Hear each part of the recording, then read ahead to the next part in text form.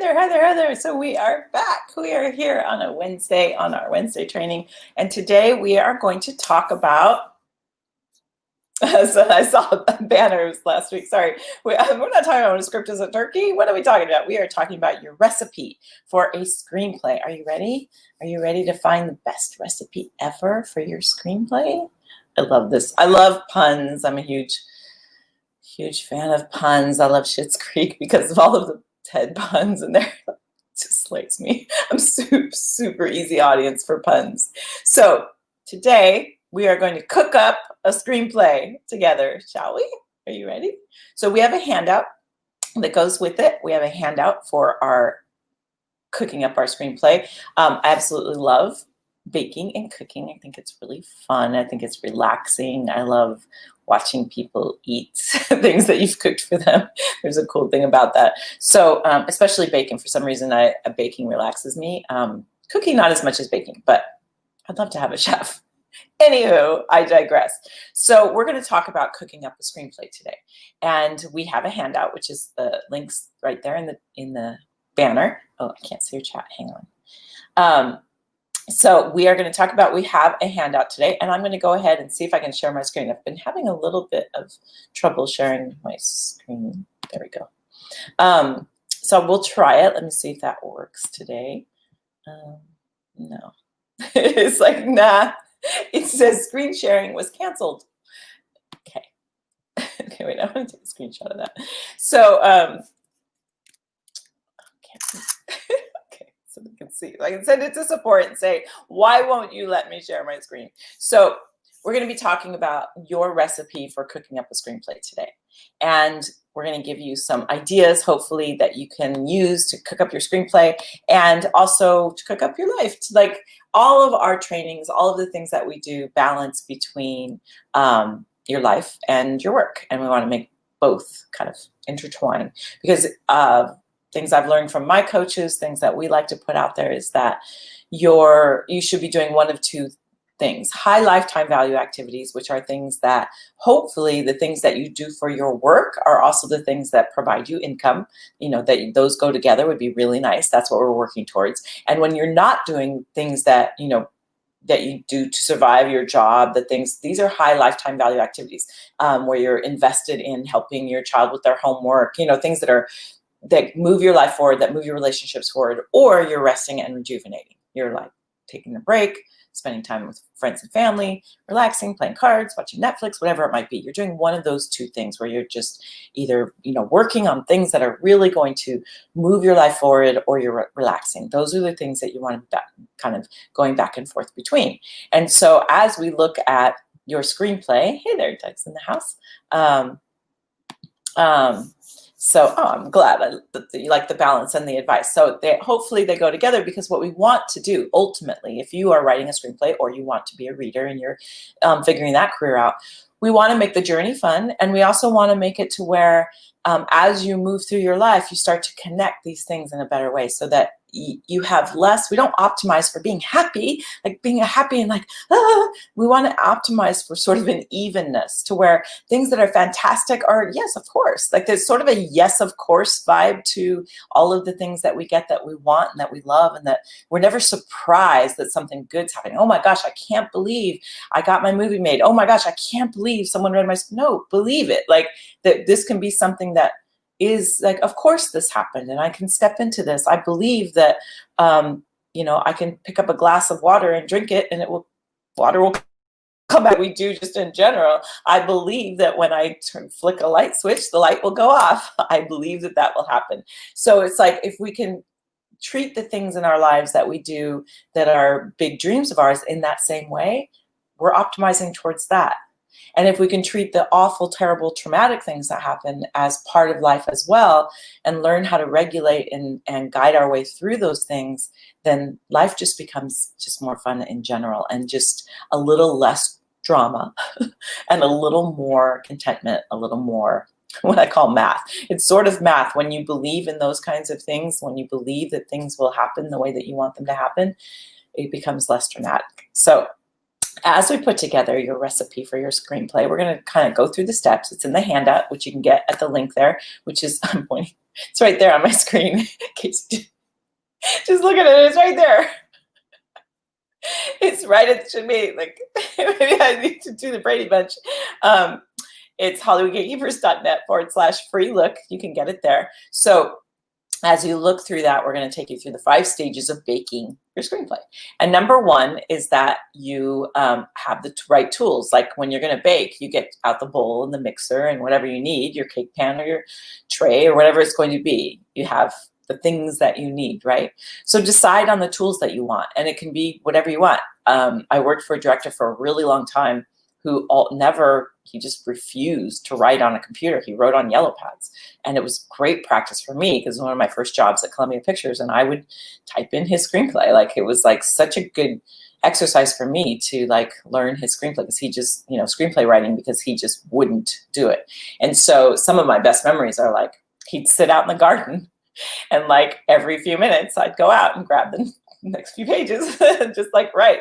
And then every once in a while he'd be like, hey, and it would say like, he'd put like, I totally forgot about this story, but he would give a yellow pad and it would say what the next scene was in. And then he put in parentheses, you write this one. Because he was always trying to mentor me too, which was really awesome. And so I'd take a stab at whatever he was trying to go for. And then I'd go into Columbia Pictures meetings when he would, meet with the writers, and I watch them. This is really early in my career, but I would watch them talk about what we had written. So I was a ghostwriter, but I totally loved it and didn't like, I still to this day was so grateful for that. It wasn't like I was like, hey, I wrote that and he's not giving me credit for it, because he knew that if he had said, oh, my assistant is writing these scenes, there would be an issue with that. But also he wanted to kind of help me learn the tricks of the trade. So it was beneficial for all. So, but that was his tool, right? The yellow pad was his tool. Whatever your tool is, use the tool that you will use. If you don't want to write on do that, hire someone else, get a kid or something to type it in. If you don't want to do that, use your iPad, use Writer's Final Draft or Writer's Duet or Movie Maker, whatever you will do, whatever you'll do to get it done. It doesn't matter. The tool doesn't matter. We get so caught up in the tools that we use. Just pick one. And if you find that you're not using it, that's not the right tool. Pick a different one. Like it really doesn't matter. Just find the thing that you're most comfortable with. So then the next thing is the oven. When you go, or the pan or whatever, when you look at a recipe, the very first thing it usually says is preheat your oven, right? It's like while you're over here getting it ready, like get the space ready where it's going to cook up. Preheat the pan, put oil in the pan and get the pan ready for the things that you're going to put in it. Just like you want to put in, you want to get your space ready. Final draft. That's one of the tools. There we go. Writer's Duet. It's like Tourette's. He doesn't have Tourette's. He's the oven. All of a sudden it got funny to me. Doug puts in the chat just to kind of help you focus. It needs to be created. He kind of puts in the chat kind of highlights to get people focused. Suddenly it was unfocusing me. Sorry. So we get that oven prepared, right? You want to get that oven preheated. So the same holds true with your workspace. So like this is my live area where I do live videos. I had this place pretty much set up. I've been, okay, I don't know, TMI, I guess. I'm going to go ahead and tell you now. I also set up my Christmas lights, but I only have one plug bar. So I've been doing these bad dashes. I need to get a plug bar, but that's part of it, like, right? Like setting up your space. And so because I've been using when I go right in the evenings, I use the plug bar over there. And so there's been a little bit of a mad dash in the mornings to plug everything back in. So, but the space is set up. I don't have to like figure that out. I've got everything where it goes. So I can just step into this, thing every day. So sometimes, and some of you have seen that, where I'm like, the last minute, because it's there. But if you set up your writing space, I know that that's what this is. And there's been times when I've gone on to Zoom sessions or whatever in masterminds that I'm in, and I'm not in this space, I'll be somewhere else, and they'll be like, where are you? Because they're so used to seeing this background. But that's, if you set up a place where you're already doing the work, you don't have to take the decision time of where you're going to write your screenplay, where you're going to sit down and set up a little writing space and make it to where it has your little blanket and your little coffee cup or whatever it is that you use, the things that get a little drawer of the things that you might want so that you don't have to get up and get them, just have things available easily. So I have like a little, and this isn't my normal space, but in my regular at-home space, long story, I have like a whole thing set up of my whole makeup stand, a makeup light, so that I can be camera ready. I have like a hairbrush. I have like all these things that have to do with being on camera. And I have that over here on this little table that I have right here. And then I have all of my beverages and things I'm going to need. Like it's all set up ahead of time. And so that way, when you have things that that you might want set up ahead of time, then you can really focus in. When you sit down, you're going to sit down and you're going to start working. You're going to start writing. You're going to start doing whatever you're going to do. So having that, you can have pictures of your storyboard. You can have, things that you need to inspire yourself, candles, whatever it might be. Doesn't matter. Just put it all in one spot. That is your designated area, especially now when we have, sometimes in our homes, we have more than one person that's working from home, right? And if every person sort of designates their little spot, then, or you have your own little, get a TV tray or something that is, even if you guys are sharing a spot, that you have some kind of element to that will help inspire you. So you have your little thing and the person you share it with has their little thing or whatever it might be, just so that you can step into this space and feel that you are in your creative zone. It's kind of amazing how it helps unlock, because you're not thinking, setting things up, you're already there and ready.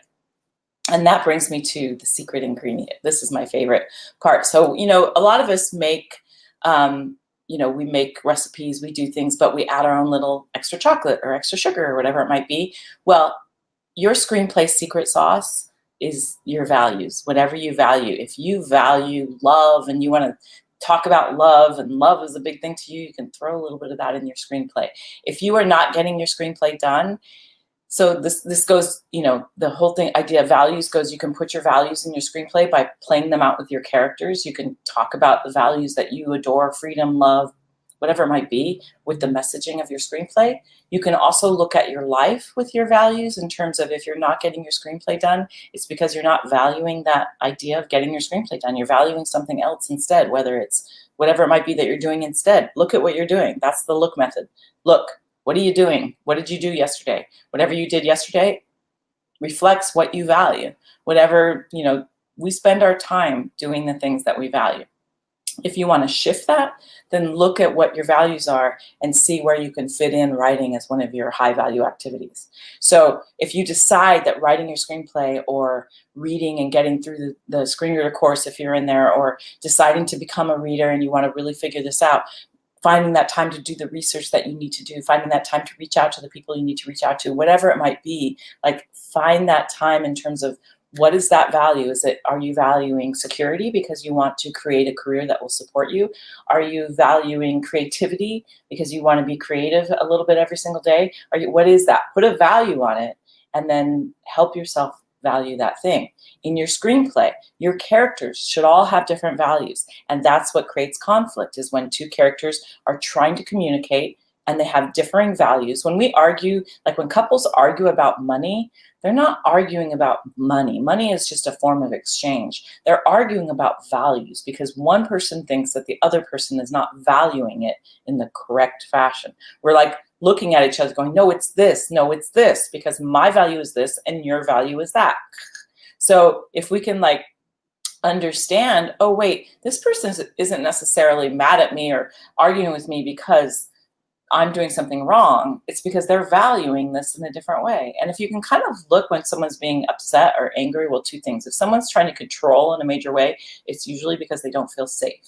And so when people are controlling things and are control freaks, they're trying to feel safe. And if you can just get them to a place, if you know them well, to where they feel a little more safe, they'll be a little less controlling. And so in that same regard, if you can look at someone that's coming at you and realize, oh, I'm tapping into something that is threatening one of their values. And when you see that, you can kind of speak to the value as opposed to the argument that they're saying on top of that. When you have characters that have different values, you can make them much more authentic and deeper by knowing what those values are. for your characters. And when you're reading a screenplay, and if it's not ringing true, chances are it's because the values of the characters aren't clear. And sometimes it's called motivation, but in my opinion, it's a lot deeper than that. It's not just the motivation of the character, it's the fact that their values aren't being demonstrated. When people resonate really strongly, have you seen that everyone is raving about Queen's Gambit, right? Everyone loved Whiplash, was a very popular movie. One of the reasons I think that those two in particular, our movies, are so popular is that the characters' values are so hardcore, really exaggerated, right? They're obsessively playing chess. That is their value. That's so skewed. Their value to win the chess game, or his value to be a good drummer, is so skewed with all of his other values. You know, the J.K. Simmons role in Whiplash, his value of making them a great player outweighs drastically his value of treating someone well. And so, like, he so values, you know, nurturing that talent, that he can't see that the value of not valuing the people as human beings is hurtful. So it's fascinating, right? And people resonate with that so strongly. When you see a character that has this passionate value, we all go, oh, that's the thing that makes us go, because value, a passionate value, is what makes someone win a race, is what makes someone be persistent. When they value something so strongly that they will go after it no matter what, that creates really great conflict and a really good story. And that creates a lot of conflict, because when someone values something sort of in a skewed way, everyone around them has to deal with that skewed value. And it also creates conflict within themselves. The characters, the female characters, tormented with her obsession for chess. He was tormented with his obsession of being a drummer. So these values can be, you can torment yourself when a value outweighs other values so drastically. So it's really an interesting thing to look at. And it is your secret sauce for your recipe. And then as you create your recipe, you find the thing that works for you, right? Like, some people like to bake, some people like to cook, some people like this recipe, some people add extra spice. What is the thing that works for you? So, like I said, kind of in the similar fashion of tools, if you want to write following this Michael Hicks 5-step thing, if you want to do the 3-act structure, if you want to be really regimented this way, do that. If you want to do an outline first, do that. If you want to write by 3x5 cards, do that. Find your recipe. Find the thing that works for you. There is no one way. Everybody's constantly asking, like, how do I get this done? We have it in both the screener and our writing program. So people just want me to tell you, go do this. Well, I'll do that, but in our writing program, in our finished program, we have, you can do it this way or this way or this way or this way, because there's no one way, and we want you to do the way that you will actually do. There's one way that works for everyone, and that is to do the way that's yours. Don't worry about how everyone else is doing it. If you're not actually doing it, if like your day goes by and you're like, oh, I didn't do that today, it's not working for you. You need to find the way that works for you. And then the best part is the taste test along the way, right? It's being able to taste and lick the spoon and lick the bowl and play the game of like, ooh, this is so fun, like saving the spoon for the kids, like so much fun, right? Enjoy it. Enjoy your characters. Enjoy playing with their values. Enjoy like watching them beat up against each other. Enjoy the journey. Invite them to your table and do a little taste test, and everybody gets to lick the bowl. Like, figure out, what are the things that are lighting your characters up, and play with them and have fun with it. And don't make it this arduous thing. Make it like, we're going to have fun with this, and I'm going to like figure this out and just, enjoy the journey along the way. So that is the best part to me of all of it, is letting your character speak. Write scenes that aren't even going to go in the movie. Make your villain your protagonist for a little while. Make your villain win.